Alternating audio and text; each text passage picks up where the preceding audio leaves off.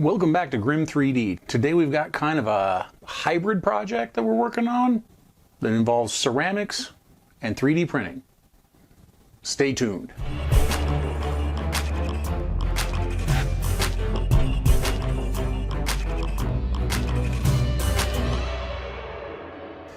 So one of the things that I do here at Grim 3D doesn't have anything to do with 3D printing actually, but I've wanted to find a way to incorporate 3D printing into my artwork is that I actually am a ceramicist kind of on the side here. So this is a handmade ceramic pig. It was thrown on a wheel, pottery wheel, this direction, turned sideways, turned into a pig. It's a little piggy bank for the kids, just kind of a cute little thing that I make. But I've been making these for years. I've been in ceramics since the 80s. And so, yeah, I know I'm pretty old, huh? So one thing I wanted to do is I wanted to find a way to incorporate my 3D printing hobby with my ceramics. And so this seemed to be a good place to merge the two. The pigs originally came off of the pottery wheel with a giant hole in the center for the pig bank. And then what I would do back in the day is I had large corks, very natural looking, they were very nice. And then I would grind them basically on a belt grinder or a disc sander of some kind. And I would grind them to fit, custom fit in each individual pig nose. So what I've done with this is I've actually decided to use 3D printing to make these corks one at a time. And in order to do that, I had to come up with some pretty decent flexible. You see, this is printed with flexible. This is NinjaFlex. This probably has a little bit too much infill in it, but I'm still kind of messing with the level of infill that I want for this project. But it does go in and out just fine. The original one that I had printed was this black NinjaFlex right here. Okay, and it's, I mean, as far as NinjaFlex goes, that's a very nice print. That's actually worked pretty well. This was printed on my Maker Select. And one of the things that I had to do was find really decent print settings to make something this large in NinjaFlex. A lot of the things that I'd made in NinjaFlex in the past were things like rings or just like small things, little flexible deals for, you know, other projects. But I wanted to go ahead and print something larger in NinjaFlex. And you'll notice that there's a design change here in that this black one is just tapered kind of like a cork. And then this one actually has a flange on the bottom. Now I put this flange, I made it so that it's the flange itself, this triangular portion down here is actually hollow. So this is literally just a lip that holds this into the nose of the pig. And then this cork shape, which is the same as that, this cork shape actually has, this one I believe is 10% infill. So this one is 20% infill. It's quite stiff. And the reason why I had to add this flange was because when this was put in the piggy bank, you could put it in there, and then if you wait long enough, it will just kind of squeeze its way back out. And the thing is NinjaFlex, even though it is flexible, it is not sticky like rubber is. It's still fairly slippery. So when you would put this in there, it would just wiggle its way out eventually, and then you'd find it just laying, you know, eventually on the table in front of the pig, which isn't going to do a piggy bank any good because, you know, when you give these to kids, they like to fill it with coins, and then there would even be weight on the back of this if there became enough coins in here. So I added this flange and I reduced the infill to 10%. I'll probably reduce it a little bit further, maybe 7%. I need to be a little squishier because it is a little bit hard to get in and out. But if you are,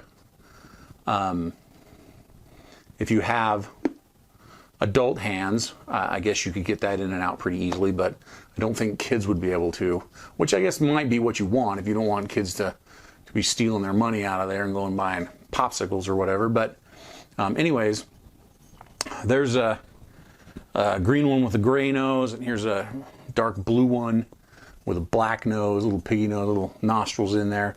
Another thing that I thought would be cool would be if, you know, I was making these custom for an individual child, I could actually have the NinjaFlex, have the 3D printer put their name across the front or initials or something like that. I thought would be pretty cool. So it's a pretty good project. The This black one, because it's at 20% infill, is really, really difficult to get out. So I'm not going to try to pull that out on camera, but it really works well. It stays in there with that flange on the back just fine. This prototype didn't work at all, but I'm sneaking up on it. I'm getting the design down, and it looks kind of nice. So as far as this project goes and these little pigs that I make on the potter's wheel goes, it's turns out to be pretty nice. Little curly tail on the back there. Anyways, pretty short video for Grim 3D. I just wanted to show you what's going on here. Let me put in some, like a time lapse right here of one of these pig noses printing. It's a, you know, a pretty standard time lapse. It prints pretty well as far as the NinjaFlex goes. It prints pretty clean.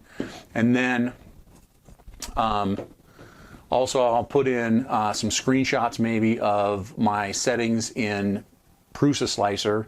I did print these on the Maker Select Plus. It does have a Micro Swiss hot end on it with the Micro Swiss backing plate for that and the pressure plate. So it does actually, I have actually designed the Maker Select to print the super flexible NinjaFlex pretty well. That was one of the things that I wanted to be able to do with my 3D printer when I started the hobby way back in the day. And so I actually got it down pretty good. But the settings on this in Prusa Slicer are pretty right speeds, right temperatures to print absolutely beautiful, even if it gets large, this NinjaFlex. So let me show you the Prusa settings, and I'll just flip through them really fast, and you can, you know, pause the video if you want to copy them, and then come back and say goodbye.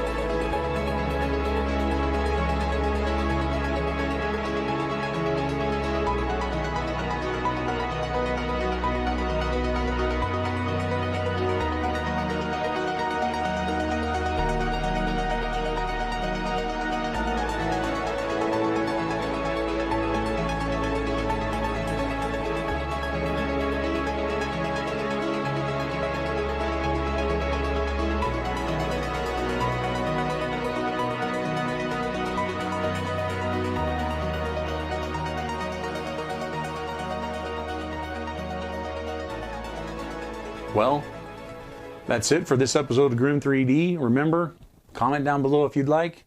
Just keep it civil. Smash that like button. Let's mess with that YouTube algorithm. Ring that bell. We'll see you out there.